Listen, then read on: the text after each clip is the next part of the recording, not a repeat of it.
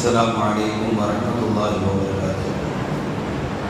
الحمد لله. قال الله تعالى: ولقد نصركم الله ببدر وأنتم أذلة فاتقوا الله لعلكم تشكرون. صدق الله العظيم.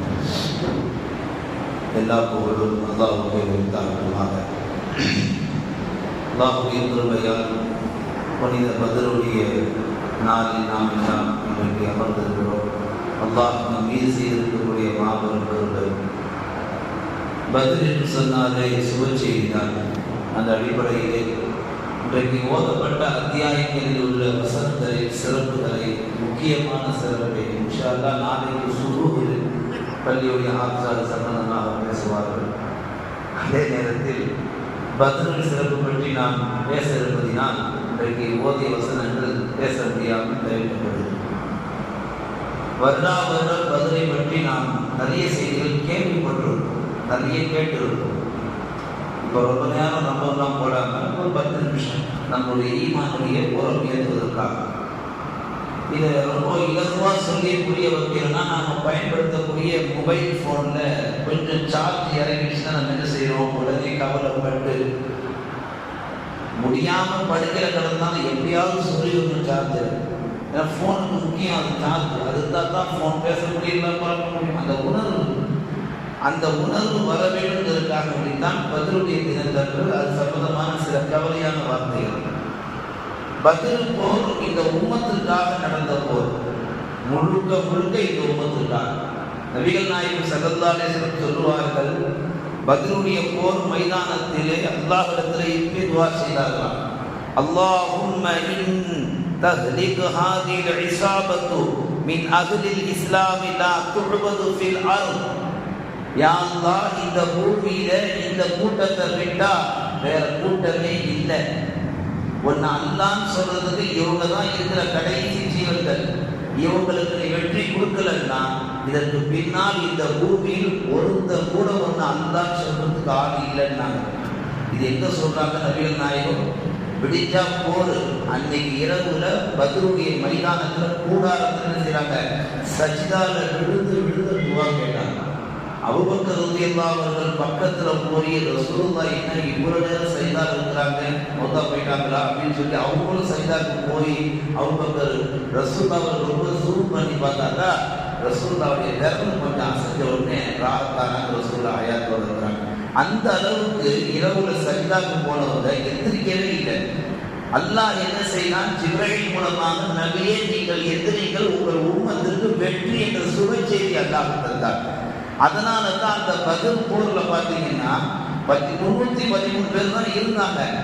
1000 பேர் ஆப்போசிட்ல. உங்களுக்கு வரலாறு தெரியும், ஆள் பலம், ஆயுத பலம் எல்லாமே இருக்கு. அவங்கெல்லாம் தயாரா இருக்கிறாங்க. ஆனா இந்த 310 பேர் சாப்பிட்டு நிம்மதியாக தூங்குறாங்க. அந்த கூடாரத்தில் ஒரு நல்ல அழகான தூக்கம் போட்டான். குர்ஆன் சொல்றது விடிஞ்சா போரு, அந்த பயமும் இல்லை, அந்த பதட்டமும் இல்லை. எதிரில் 1000 பேர் இருக்கிறாங்க, விட்டாங்கன்னா நம்ம காலி பண்ணிடுவாங்க அப்படின்ற ஒரு பதட்டம் உள்ளத்துல ரவ கூட இல்லை. ஸல்லல்லாஹு அலைஹி வஸல்லம் போர் கூடாரத்தில் அவங்க துஆ செய்றாங்க. சஹாபாக்கள் மக்கள் ஒரு குழு தூக்கம் போடுது. இப்போ இதில் நாம் விளங்கிக்க வேண்டியது என்னன்னா, எவ்வளவு பெரிய சிக்கல் வந்தாலும் இந்த மார்க்கத்திற்கு அல்லாஹ் பாதுகாப்பான். அதுல பயமே கிடையாது. எந்த அரசாங்கம் சரி, உலகத்துல எப்பேற்பட்ட வல்லாதிய ஒரு வல்லரசாக இருந்தாலும் சரி, இஸ்லாத்தினுடைய எந்த வேரும் எந்த கொம்பனாலும் அசைச்சு பார்க்க முடியாது. நீ 1000 சட்டங்கள் ஏற்றலாம், ஷரியத்துடைய சட்டங்கள் 1000 விதிவிலக்குகளை மாற்றலாம். ஆனா ஒரு நாள் இஸ்லாத்துல ஒரு ஜபர் செய்து கூட நம்ப முடியாது. ஏன்? நாங்க பத்ரிலே அல்லாஹ்வுடைய உதவியை பார்த்தோம். அதனால நீ காட்டுற அந்த பூச்சாண்டிகள்லாம் பயந்து சரியத்தை மீறி சரியத்தை விட்டு வெளிவருகிற அந்த அச்சம் எங்களுக்கு கிடையாது. அல்லாஹ் இன்றைக்கு நம்ம கூட இருக்கான். இன்னல்லாஹ் மஅஸ் ஸாபிரீன். நிச்சயமாக அல்லாஹ் பொறுமையாளர்களோடு இருக்கிறார். பத்ர் சொல்லக்கூடிய முக்கிய பாடம், பொறுமையாக இருந்தால் அல்லாஹ் கண்டிப்பாக நம்மோடு இருப்பான். கற்பனை பண்ணி பார்க்கலாம். உம்ராக்கு போனவங்களுக்கு தெரியும், ஹஜ்ஜுக்கு போனவங்களுக்கு தெரியும். அந்த பத்ர் போர் மைதானத்துக்கு கூட்டிட்டு போவாங்க. நீங்க போய் பார்த்தீங்கன்னா நம்ம பார்க்குற சிம்பிள் கிரவுண்ட் மாதிரி தான் இருக்கும், பெருசாலாம் ஒன்றும் இல்லை. அந்த கிரவுண்ட்ல பார்த்தீங்கன்னா 1000 பேர் கையில வீச்சர்லோட வாளோட 313 சஹாபாக்களை எதிர்நோக்கி வருகிற பொழுது எந்த சஹாபிகிட்டையும் பெருசா எந்த ஒரு பெருசும் கிடையாது. வரலாற்று ஆசிரியர்கள் எழுதுகிறார்கள், அந்த சஹாபாக்களிடத்தில் இருந்த ஒரே 1000 பேர் அத்துவாவு சினாவுல் மூமின் என்ற துவா தான் இருந்தது. அல்லாஹ்ட்ட துவா செஞ்சோம், அவன் நமக்கு உதவி செய்வான். குர்ஆன்ல அல்லாஹ் பேசுறான், நபியே உமக்கு நாம் 3000 மலக்குகளை இறக்கி அனுப்பினோம்ன்றான். இன்னொரு இடத்துல 5000 மலக்குகளை நாம் இறக்கினோம்ன்றான்.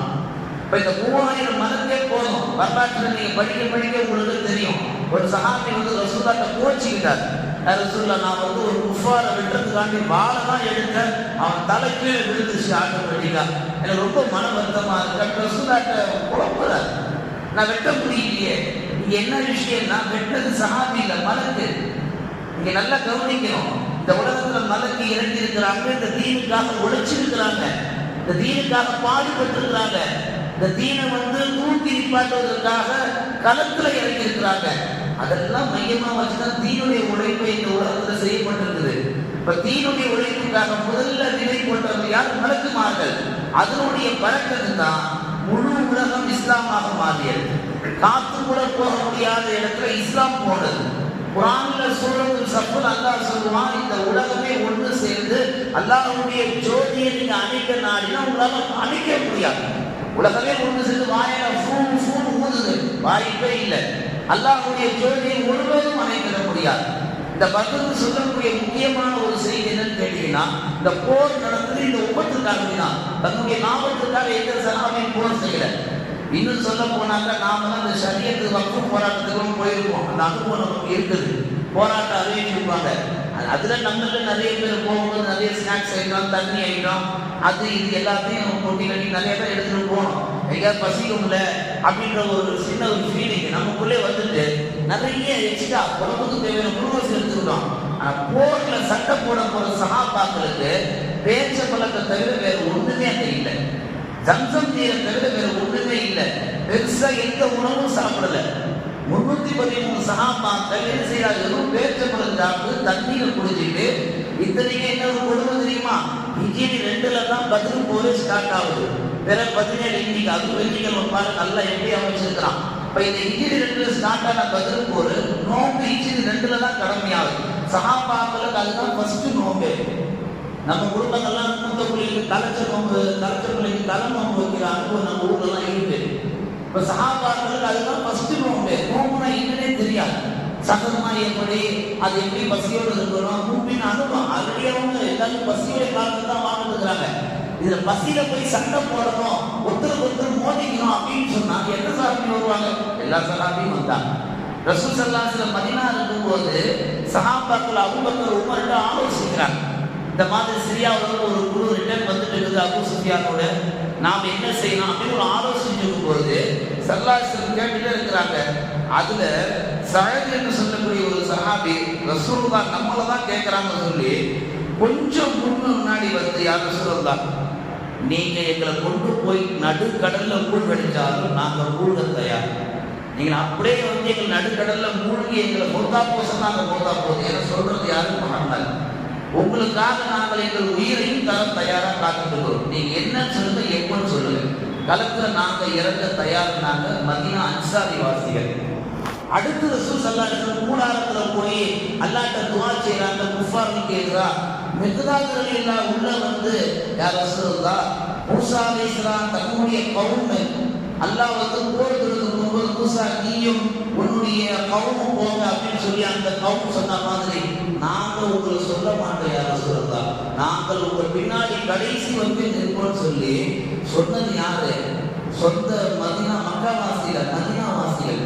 இன்னைக்கு கொடுமை என்னன்னா, பெத்த பிள்ளைங்க கவனிக்கிறது இல்லை. யாரோ பாசத்துல அன்புல வளர்க்கப்பட்ட பிள்ளைங்க நீங்க பெற்றோர்கள் பார்த்து எந்த பிள்ளை தாய் தகவல் கவனிக்கிறான். எப்படியோ முகப்பழக்கத்தோட ஏற்பட்ட அந்த அன்பை பொருள் தான் நிறைய பெற்றோர்கள் இன்னைக்கு மருந்து மாத்திரை போயிட்டு சாப்பாடு போயிட்டு பெத்த பிள்ளை சாப்பாடு போறதில்லை. அது மாதிரி மக்காவோட ஒட்டி வாழ்ந்த சஹாபாக்கள் முந்திக்கிட்டு எதுவும் சொல்லல. மதீனால போய் ரொம்ப நாள் கூட ஆகல. ஆனா ரசூலுல்லாஹ்வுக்கு உயிரை கொடுத்து துணிஞ்சிட்டாங்க. அந்த துணிச்சலான அந்த ஈமான் தான் இந்த மார்க்கத்திற்கு தேவை என்றார்கள் ஸல்லல்லாஹு அலைஹி வஸல்லம். ஸல்லல்லாஹு அலைஹி வஸல்லம் ஒரு சஹாபி சொன்னாங்க, யாரும் சொல்லலாம், நான் போர் செஞ்சுக்கிட்டே இருந்தேன், ஒரு குஃபார் என் வலது கையை வெட்டிட்டாரு, ஆனால் அந்த வலது கை எனக்கு பெரிய தொந்தரவாக இருந்துச்சு. அவர் சொல்லி காட்டுறாங்க, சொல்லாட்ட நான் அந்த கையை முதுகு பின்னாடி போட்டு சட்டை போட்டுட்டே இருந்தேன். ஒரு கட்டத்தில் பார்த்தேன் இது பெரிய தொந்தரவாக இருந்தது. அந்த கையை என்ன பண்ணேன், நீங்கள் வரலாறு படிக்கும்போது மனமெல்லாம் கலந்துக்கிறது, நான் என் காலு கீழே வச்சு ஒரு அமுத்தி கையை பிச்சு எடுத்துக்க யாரும் சொல்லலாம். அடுத்த வரை படிக்க முடியாது உங்களால். இந்த தீனுக்காக தன் உடல் உறுப்புகளை கூட தூக்கி எறிந்தவர்கள் சஹாபாக்கள் மக்கள். உறுப்புகளை எறிஞ்சவங்க உயிரை இல்லாமல் இருப்பாங்களா? ஒரு நகத்தை வெட்டும்போது சதையை சேர்த்து வெட்டிட்டா நமக்கு எவ்வளவு வலிக்குது. 2 நாள் சாங்கால கைப்படாது, காலம் பட்டுச்சுன்னா. ஆனா சஹாபா பெருமக்கள் அந்த உறுப்பு என்ன செய்யறாங்க, தொந்தரவா இருக்குன்னு சொல்லி அப்படியே பிச்சு தூக்கி எறிகிறாங்க. ஒரு சஹாபி வந்து ரசூலுல்லாஹ்ட்ட கம்ப்ளைண்ட் பண்றாங்க, நான் ஒரு கட்டையை எடுத்து அடிக்கலான்னு பார்க்குறேன், நான் அடிக்க கை ஊங்குறேன், எல்லா குஃபாரும் கீழே விழுறாங்க. நான் எடை வச்சு சட்டம் போட ரசூல் ஸல்லல்லாஹு அலைஹி வஸல்லம் கீழே கண்ட ஒரு கட்டையை எடுத்து கொடுத்தாங்க. அந்த சஹாபி கட்டையை எடுத்து போய் அந்த குஃபார் மத்தியில் சட்டம் போடும் பொழுது அவர் கட்டையை எப்படி ஊக்குவார்னா, அவர் கையை வந்து தன்னால் அந்த கட்டை ஓடி போய் யார் அடிக்க அவர் ஓடினாரோ அவர் தலையில மோங்கி ஒரு அடி அடிச்சு திரும்ப அவர் கைக்கே வந்துடும். போர்ல நிறைய வீரர்களை நம்ம பார்த்துருப்போம், ஆனா இந்த பத்ர் போர்ல நிறைய மேட்சிங் நடந்தது. இதெல்லாம் எதனுடைய பின்னணி கேட்டீங்கன்னா, முழுக்க இந்த போரை வழி நடத்துறது மலக்குமார்கள். முழுக்க இந்த போரை வெற்றியடை செஞ்சது மலக்குமார்கள். அந்த மலக்குமார்கள் அனுப்பியது அல்லாஹ் வருகிறார்கள். அல்லாஹ் ஏன் அனுப்பினால், நபிகள் நாயகம் கேட்ட அந்த ஒற்றை வார்த்தை, இந்த பூமியை உன்னை அல்லாஹ் என்று சொல்ல வேண்டும் என்றால் இந்த கூட்டத்தை நீ ஜெயிக்க வைக்கிறான். அதனுடைய பரக்கத்து தான் இன்னைக்கு உலகம் முழுக்க இஸ்லாமிய உம்மத்து பள்ளி பெருகி இருக்கிறது. இந்த வரலாறை நினைவூட்டுவதற்காக வேண்டித்தான் ஒவ்வொரு ஆண்டும் பத்ர் சஹாபாக்களுடைய நினைவை பற்றி பேசப்படுது. ஆனால் சமூகத்தில் என்ன நினைக்கிறாங்க, பத்ர் அப்படின்னு நம்ம ஏறான் பண்ணாலே படியூட்டி இறக்கும் போது எப்படியும் 1 மணி நேரம் ஆக்கிடுவாங்க, எப்படியும் யாசின் ஓதுவாங்க, எப்படியும் 313 சஹாபாக்கள் பேர் ஓதுவாங்க, எப்படியும் அரைன்னு அரைச்சிடுவாங்க.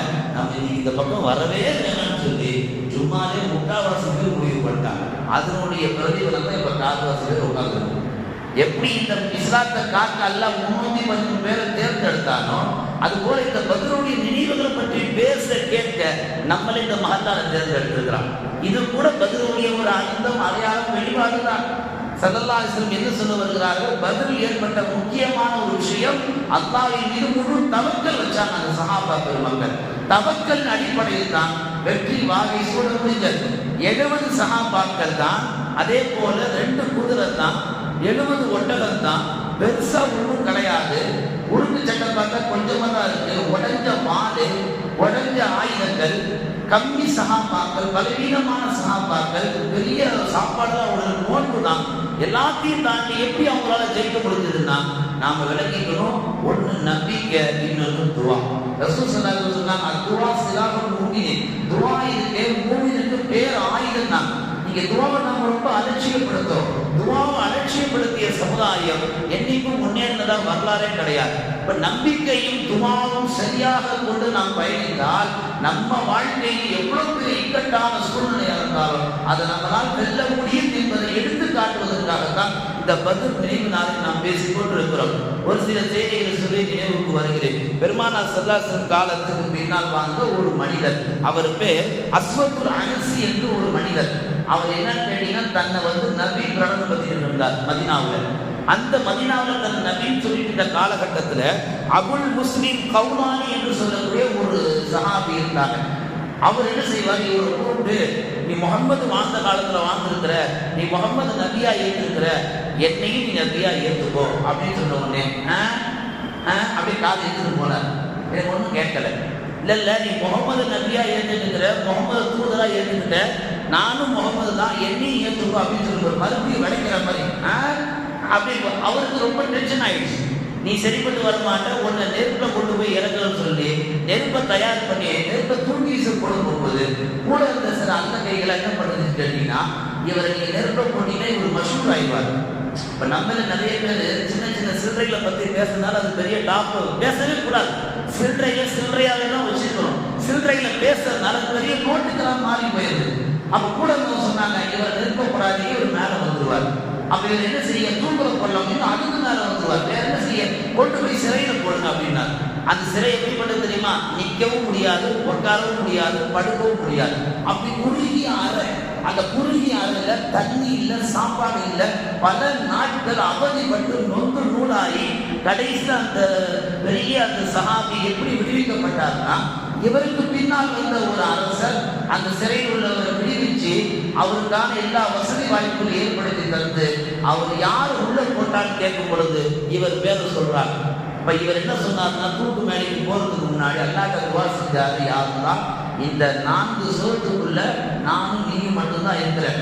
உங்கள்கிட்ட இப்ப நான் துவா செய்யறேன், தயவு செய்து இந்த கொடுமை என்னோட போட்டும். இதுக்கு பின்னாடி யாருக்குமே இந்த கொடுமை வேணான்னு சொல்லி அன்றைக்கு அபுல் முஸ்லிம் செய்த துவாவினுடைய பரக்கத்து தான் எவன் கொடுமை செய்தானோ அஸ்வத்துல் அனசி அவன் உயிர் பிரியும் பொழுது கடைசி 4 வருஷத்துல குஷ்டநோயில படுத்தான், பக்கவாதத்துல வந்து படுத்தான். அவன் ஜனாசா எடுத்துட்டு போகும்போது 4 பேர் தான் இருந்தாங்க. வரலாற்று பதிவு செய்யறாங்க. பொதுவாக ஒரு முசாஃபர் மூத்தா போறாங்க, ஒரு 10 பேராவது போவாங்க கபர்ஸ்தானே. இவன் மூத்தா போய் 4 பேர் தான் கூடப்பான். காரணம் என்ன? அந்த அளவு 4 பேர் என்னன்னு புரியுதா? ஜனாசாவை தூக்குறாங்க, அதுக்காக தான் 4 பேர். வேற யாருமே அந்த ஜனாசால கலந்துக்கல. இது என்ன சொல்லப்படுதுன்னா, துவாவை நாம் புறக்கணித்தால் அல்லாஹ் நம் எல்லா பிரச்சனையும் புறக்கணிச்சிருவான். இப்ப நம்பிக்கையும் துவாவும் தான் பதில் போர்க்களத்துல அவர்கள் முன்னாடி தூங்கி விட்டுச்சு. சஹாபா பெருமக்கள் இன்னைக்கு அப்படிதான் வாழ்ந்தாங்க. அதுலேயும் முகமது முன்கத்தீர் என்று சொல்லக்கூடிய ஒரு மிகப்பெரிய ஒரு இறை நேசர், அவர் என்ன செய்யறாரு கேட்டீங்கன்னா, பள்ளிவாசலுக்கு தஹஜ்ஜுத் தொழுகைக்காண்டி வர்றாரு. அன்னைக்கு வரும் பொழுது ஒரு ஆபிது இவருக்கு முன்னாடி பள்ளியில தொழுதுட்டு இருக்கிறார். தொழுதுட்டு இருக்கும் பொழுது இவர் ஓரமா நின்று அவர் யாரு என்ன கேட்கிறார் அல்லாட்ட ஓட்டு கேட்டுட்டு இருக்கிறார். பள்ளியில யாருமே இல்லாத காரணத்தினால அவர் என்ன செய்யறாரு, அந்த ஆபிது அல்லாட்ட சத்தம் போட்டு துவா கேட்கிறார். இந்த ஊர்ல மலையே இல்லையா, அல்லாஹ் கொஞ்சம் மலையை இறங்கி வை. சத்தம் போட்டு தஹஜ்ஜுத் துவா கேட்டதுனால அல்லாஹ் அந்த துவாவை கபூல் செஞ்சு கை இறக்கிறதுக்குள்ள அல்லாஹ் மலையை இறங்கிட்டான். இந்த முகமது இப்னு முன்கத்தீர் ஒரு பெரிய ஆச்சரியம். அவர்கிட்ட போய் முசாபா செஞ்சு அவர் பின்னாடியே போய் வீட்டெல்லாம் கண்டுபிடிச்சு, நீங்க அப்படி என்ன அமல் செய்றீங்க, அந்த அமல் எனக்கு சொல்லிக் கொடுக்க கேட்ட உடனே அவர் பொழிச்சுக்கிட்டார். இதுக்கு பின்னாடி என் பின்னாடி வரக்கூடாது, உனக்கு இதுதான் கடைசி, உன்னை நான் இந்த ஊர்லயே பார்க்க கூடாதுன்னு சொல்லி அவரை விரட்டி வச்சுட்டு அன்னைக்கு இரவோடு அந்த ஆவியை ஊரை விட்டு போயிட்டார். ஏன் காரணம் கேட்கும்போது எழுதப்படுது, நான் கேட்ட துவாவால் தான் மலை தந்தான் என்ற ஒரு செய்தி ஊர் முழுக்க பரவிச்சுன்னா என் துவால முகஸ்துதி வந்துவிடும். நான் முகஸ்துதிக்காரனாக இருக்க விரும்பவில்லை, நான் கேட்ட துவா எனக்கும் அல்லாவுக்கும் இருந்ததா இருக்கட்டும் என்று சொல்லி அன்றைக்கு ஊரை விட்டு ஓடிட்டார். முன்னோர்கள் எல்லாம் நம்பிக்கை முழுவதுமாக அல்லாஹ் மீது வைத்தார்கள். துவா கேட்டால் அல்லாஹ் கபூல் செய்வான் என்ற எண்ணத்தோடு துவா செய்தார்கள். அதனுடைய ஒரு வரக்கத்து தான் பதில். அந்த பதில சஹாபாக்கள் துவாவின் மூலம் நம்பிக்கை மூலம் தான் இந்த இஸ்லாத்தை கொண்டாந்து இன்னைக்கு நம்ம கிட்ட சேர்த்திருக்கிறாங்க. சுருக்கமா சொல்லணும்னா, நாம் தொப்பி போட்டு சுதந்திரமா சுத்தருக்கோம், புர்கா போட்டு ரோட்ல சுதந்திரமா போகிறதுக்கோம். இதுக்கு விதைச்சவர்கள் அருமை சஹாபாக்கள். அப்படிப்பட்ட சஹாபாக்கள் இந்த தினத்தில் தான் இந்த இஸ்லாத்திற்காக அல்லாஹ்வுக்காக ஷஹீதா இருக்கிறார்கள். அவர்களுக்காக நாம் கண்ணீர் வடித்து அவர்களுக்காக ஒரு யாசின் ஓதி துவா கண்டு அல்லாஹ்விடத்தில் செய்தால் அல்லாஹ் அந்த சீதேவி பட்டியலில் நம்மை சேர்ப்பார் என்ற நற்செய்தியோடு வார்த்தை நிறைவு செய்கிறேன். ஆமீன்.